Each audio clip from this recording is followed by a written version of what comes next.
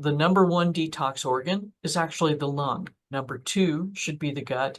Number three, the liver, and then number four, the kidneys.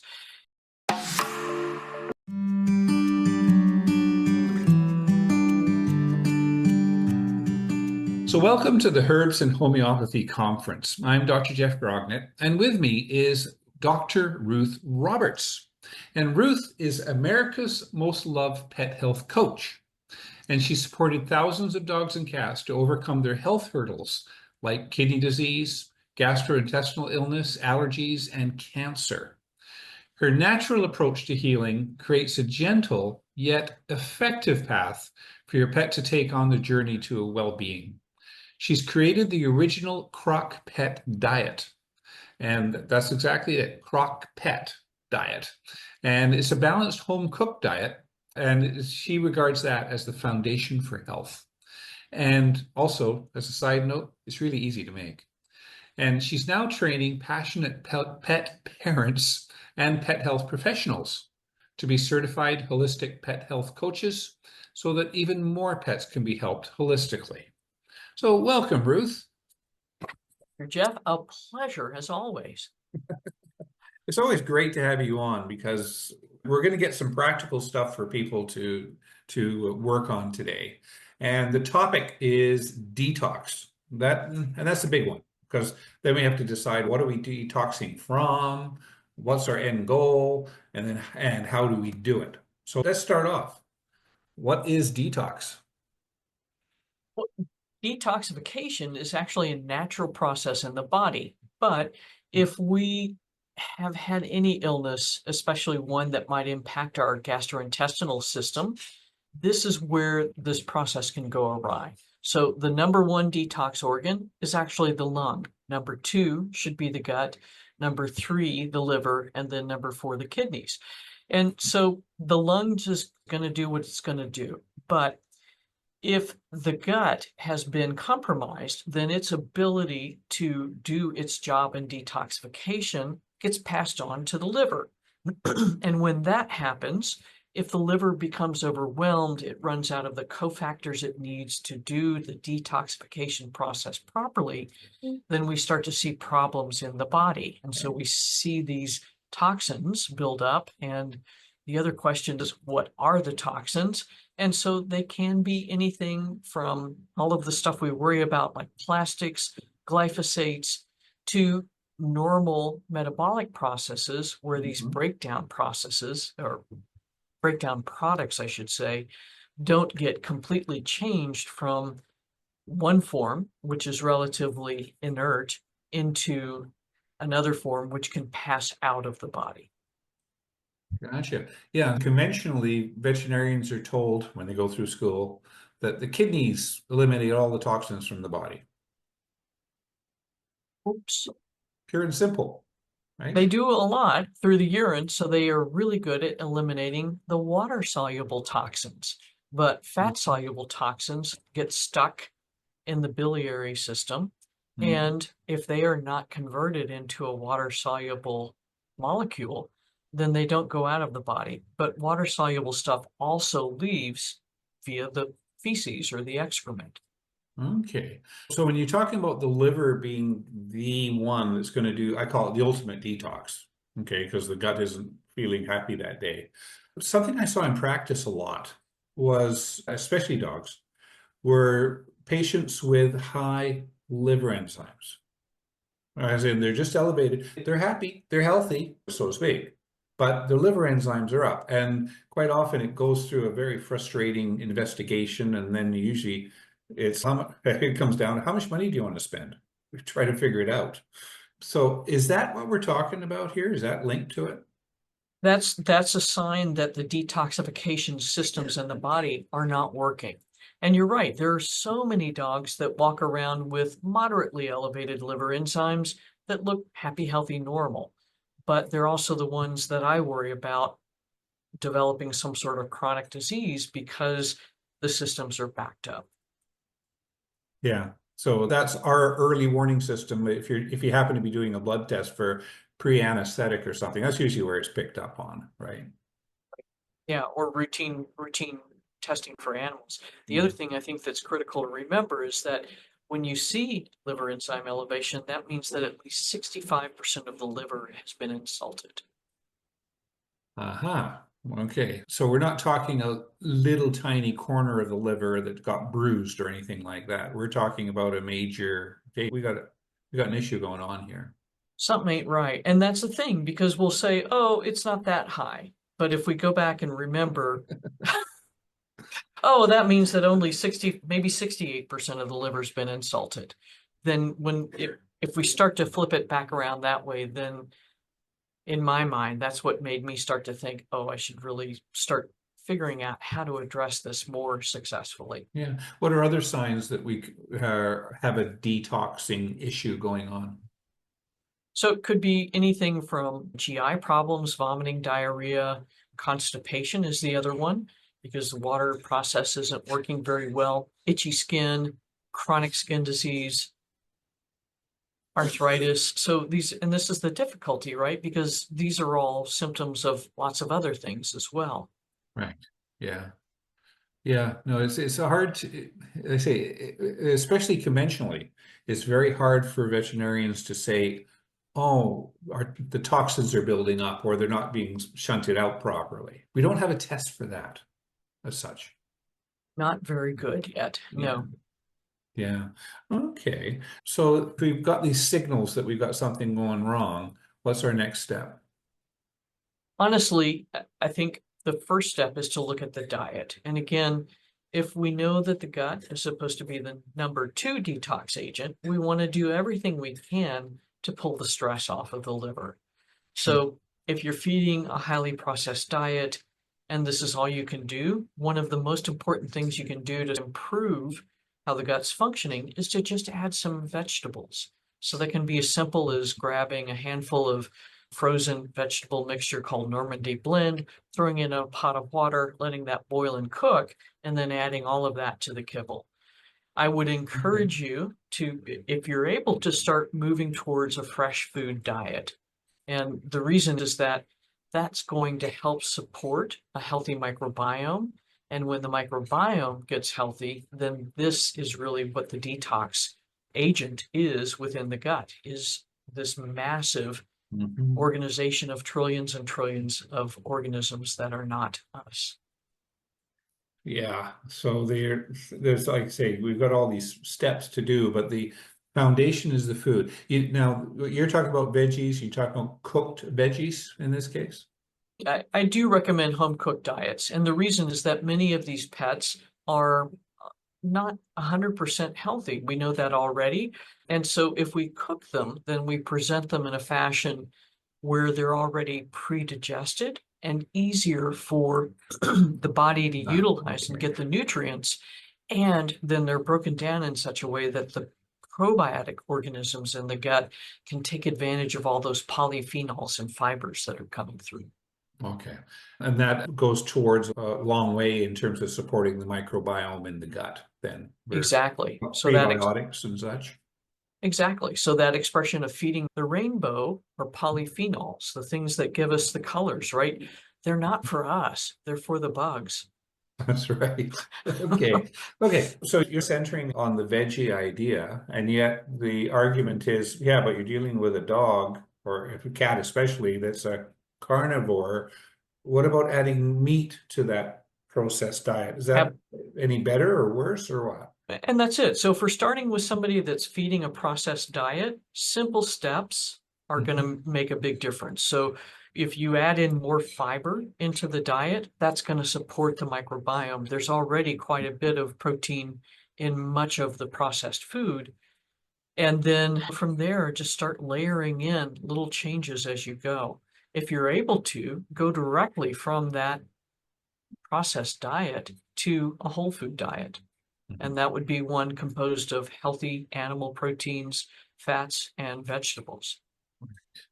Okay, yeah. And I totally agree with that, Ruth. I suggest going with a fresh diet, natural diet, species appropriate diet, all that stuff. Because the problem with the dry food, we'll hit this for a second. The dry food has toxins in it. And so if it's kind of, oh, I've got a leak. I've got a leak in my roof. Well, I'll put a bucket under. Exactly. But that doesn't And solve that's the roof problem at all. no, and then the hole keeps getting bigger and bigger. And so that's a great analogy because we can do little patchwork things to help cover over the problem.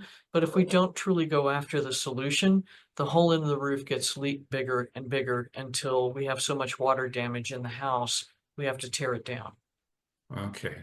Yeah. So the point is if you keep feeding a processed, especially a kibble diet, you're not fixing the roof. Mm. And all you're doing is putting Band-Aid. That's what people all the time, this is something I always get onto, and that is what can we add to the kibble diet to make it really good? And I go, well, I got a great idea. Take 90% of that away and we'll keep 10% of it just because you're stuck on it, and we'll add the other part back. Something else. And that's it. So my path is with cooked food, but many people are extremely successful with raw diets. So I think you have to look at what does well for your pet, Exactly. and you may have to try a couple of different approaches. Yeah. Yeah. Some dogs don't do well on a raw diet. It's Mhm. too cold for them. And then you get into ingredients, but that's beyond this one. That's a whole nother bag of wax. Sticking on the detox thing, something that, especially on the internet, of course, is that detoxing is hard on the body. And I think it can be. Yeah. So that's why, so if we have a very ill pet and we put them on this really intensive detox program, we can actually make them sicker. And the reason is that if we're using things to drive toxins out of the liver, out of the fat cells, and there's nothing to catch this stuff and keep it from recirculating, we can actually end up creating more damage within the body. We talked about the first step, which is diet, and then the second step might be some gentle things to help support liver detoxification. So milk thistle is a very simple start. Mhm. There's multiple other herbal formulas, so usually using dandelion, burdock root to help improve liver detoxification. So there's a multitude of ways to approach this. And I think one of the in veterinary medicine, for some reason, we got sold that SAMe, SAMe, is the thing to That's right. use. It turns out there's actually very little evidence to use that to support liver detoxification. It's actually the milk thistle that's in the product that's been, and actually it's a synthetic silymarin derivative of milk thistle that's been sold to veterinarians. Yeah. But the SAMe was created by a pharmaceutical company, so therefore they got the advertising behind it. And yeah, all the internists say that the SAMe is the thing to use. Yeah, and there's absolutely that much evidence. Uh-huh. But yeah. No, I always think of milk thistle as being the one that's going to rev up liver function.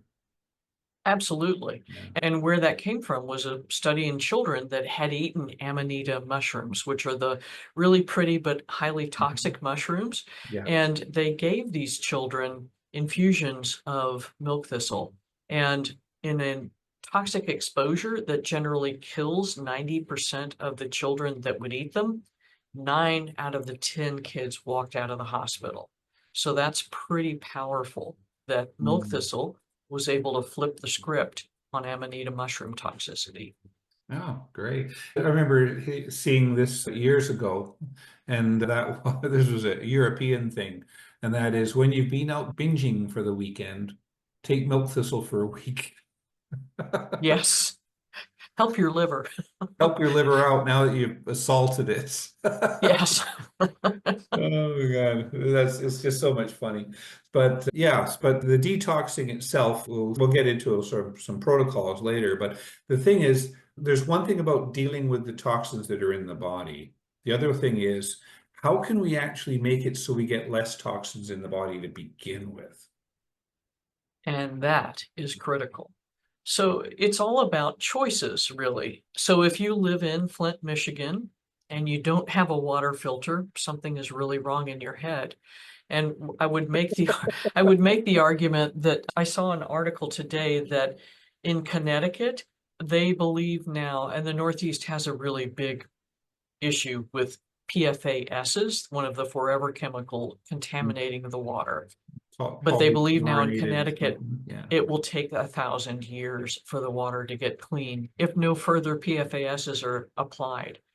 But the problem is, if it's in the water in Connecticut, it's also in the water in Arizona because of the hydrogeologic system. The water evaporates, goes up into the clouds, and it rains somewhere else. So it's cycling all of this Okay. stuff. Okay. It's part of why kids in the United States are born with DDT in their cord blood today, even though DDT was banned in 1968. So water filtration, critical to take out PFASs, herbicides, pesticides, glyphosate, plastics. There's now a big association between nanoplastics and Alzheimer's in humans. Yeah. It's just like the more you dig, the more depressing it gets. So all of these things, if you get a filtration system to help remove these things from the water, that's step one. And then in pets, we know that their toxic burden is somewhere between 3 and 93 times ours. There's a paper that the Environmental Working Group did some years ago. And it's because they're low to the ground, they suck up all these dust particles, which are just filled with all of the stuff. We're worried about the plastics, the glyphosate, the blah, blah, blah, blah, blah. And when we use cleaning products that are full of all of these crazy chemicals, we just add to their toxic load. So that's another step that's super simple. Take all the cleaning products out of your house if you can't pronounce the ingredients, and use very simple things like vinegar and water. Ooh, that's So pretty baking soda, radical thinking there, doctor. scary, isn't it? Yeah, we have a sort of similar in our house, and that is my wife cannot stand any smells. They're just so offensive and such. And there's so many things that are on things, so many smells and they're on things. I can go over to someone's house, just lay in their bed overnight, come back home, and everything smells. And Yeah, I my mean, wife says, "Okay, you go shower, your clothes go in the laundry, detox." There you and go. that's great. She's a wise woman. Yeah, no, she's very big on that stuff. So reducing that toxin exposure is a big one. And just to zero in, glyphosate, they've done studies on canned pet food, dry pet food, commercial stuff. And the numbers of the concentration of glyphosate in those things are really scary.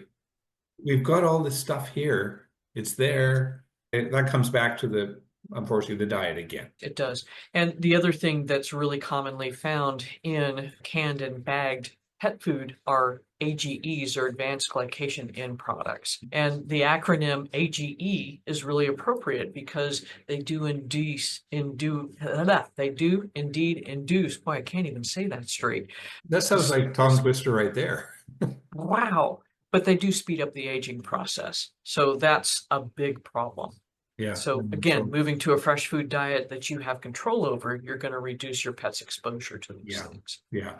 And that's one of the things I always tell people, and that is, hey, if we're going to be detoxing the body, the first thing we do is get them on the right diet. Because I don't think you can do a detox on a commercial diet. I have to agree, That's because there's so many other contaminants that we just, again, if you start digging, you're going to get overwhelmed and really depressed. But there's all sorts of other stuff in the commercial foods because we're feeding the worst of what's left from the human chain, food chain. Yeah. Well, my moniker is we can do better. Yeah, so we can. So you talked a little bit about detoxing can be hard if you've already got pre-existing diseases. Okay, but most of the patients that we're going to be thinking of doing a detox on are going to have chronic illnesses, aren't they? Right. Yeah. So what's the procedure? How do we do a detox in these aged, crippled, sickly kids? So I think we talked about step number one, which is improving the diet, improving the microbiome, supporting the liver. And then one of the next steps for me would be to add some sort of a binding agent. And what that means is that this substance will adsorb or adsorbed toxins and actually take them out of the body through the stool.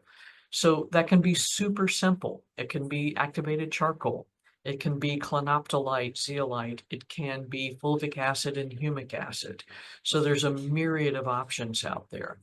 But you want to start slow with those and make sure that the pet is getting plenty of water, because one of the downsides of binders is that they can be constipating. And so in that case, we may need to add a fiber source or something like this to help keep things moving.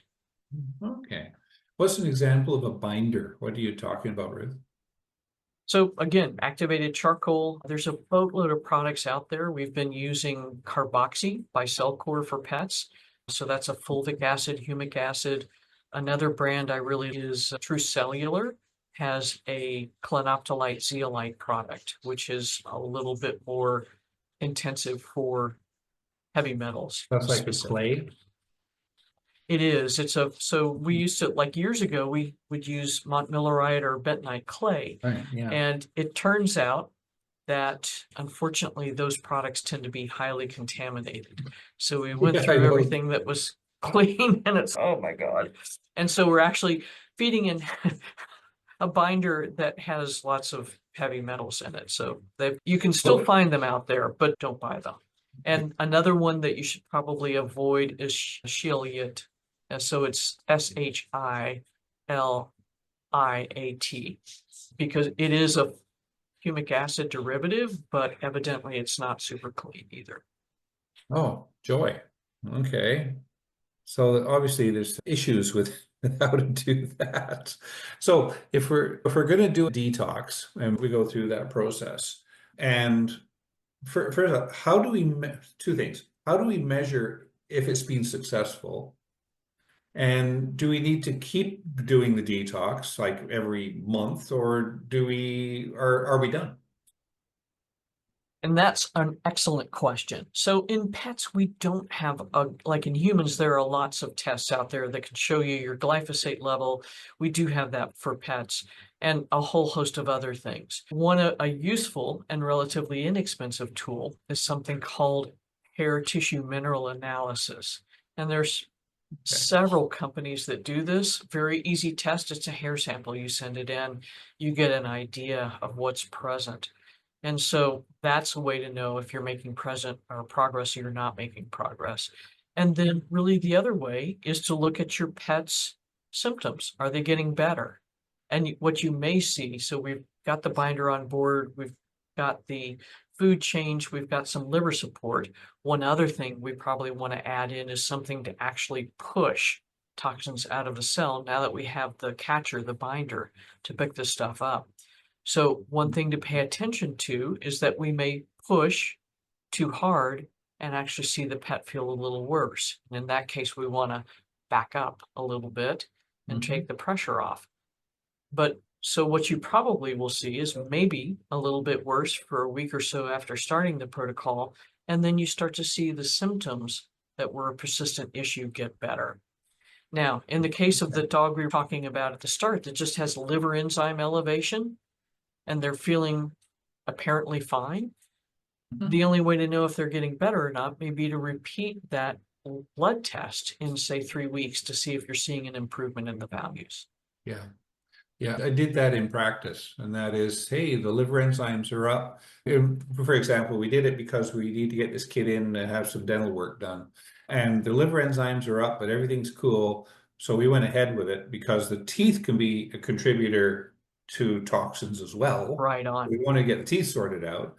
But the idea is we got the teeth done and got them over that. At the same time, I used milk thistle, and then trying to get the diet changed if I could. And then we just do a repeat. And I use with livers, I always thought months before we retest because they're not fast. It takes them a while. And that gives us a good idea. Have we got anything? Have we cleared it? Or have we got something that's still stewing that we have to address more aggressively? Right on. Yeah, so that's certainly a way to go. So that's, like you say, there's one question I was wondering, I don't know if you have an answer to this one. For years, we had a naturopath in the office beside us at the vet hospital, which is neat. We were able, we borrowed each other's stuff now and then in terms of herbs and whatever. But they had a detox thing going where they were injecting EDTA intravenously. So they had Yeah. people sitting on chairs with their IVs in, getting this thing pumped into them for an hour or so. And that is how they were detoxing.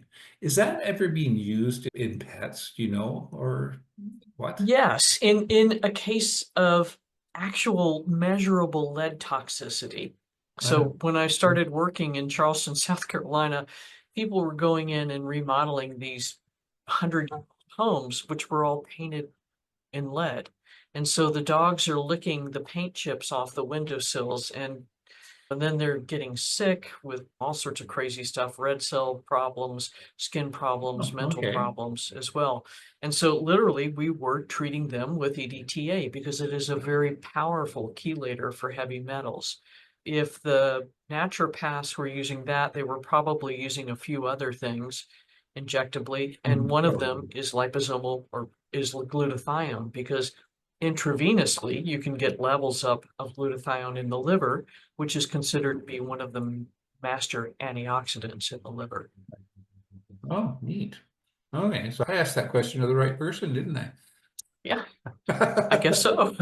Yeah, nobody else would know that. Okay. So anyway, this has been a really good intro into this whole detox world because a lot of people just don't know what that entails. Okay, as in, what are we trying to do here? Any final thoughts at all, Ruth? Yeah, you alluded to this earlier, but the truth of it is, it's like we think, oh, we're going to do a detox program and that's it. And the truth is that it's going to be a daily detoxification on some level for the rest of your life, for the rest of the dog's life, for the rest of the cat's life. Because as I mentioned earlier, the PFAS levels in Connecticut aren't going down anytime soon. And so what that means that until we make different choices as the human race to improve the quality of our environment, we're dealing with this stuff day in and day out. Yeah, it's the threat isn't going away. And we could minimize it by eating, rather than having all those potato chips and fried chicken and everything for supper. If we change our diet, we can detoxify ourselves just by lowering the input, right? Yes, agreed. Yeah. And in our pets, it's huge. The difference between commercial versus natural foods is the biggest step, in my view, for going on a detox wagon. Yeah. Agreed. Agreed. Yeah. We just give the body the space to do what it knows how to do. Yeah. Okay. So if people want to move into more detoxing, you've got something they can look into? Exactly. So we put together a detox protocol that mentions all of the steps we just talked through today and products that I have found success with, along with appropriate dosing and that sort of stuff. Ah, And the thing to remember is always go slow. yeah. No, that's the thing. We're not, put it this way, we can't go fast and get rid of all the toxins in a day because it's been a Mhm. lifetime of accumulating them. Exactly. Yeah. And so it's going to take time to be able to get this thing sorted out.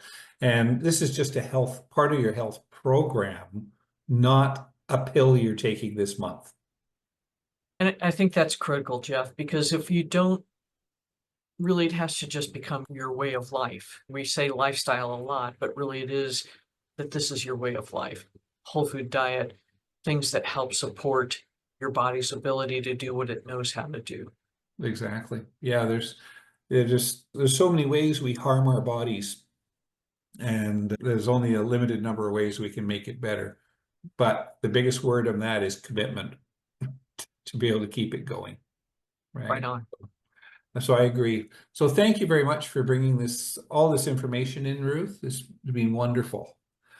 My You know, pleasure, Jeff. yeah. And so hopefully you've got some ideas now on how to do, how to approach a detox, why you would do a detox. We didn't go into the details specifically on how we do that, but Dr. Ruth's resource certainly will help you with that and get you on your way. So make sure you get into that. Even if you don't think you need it now for your pet, get it so you can put it on the shelf, so to speak. Okay. Okay. Anyway, thank you, Ruth. And thank you everyone for watching. And we'll catch you in the next webinar.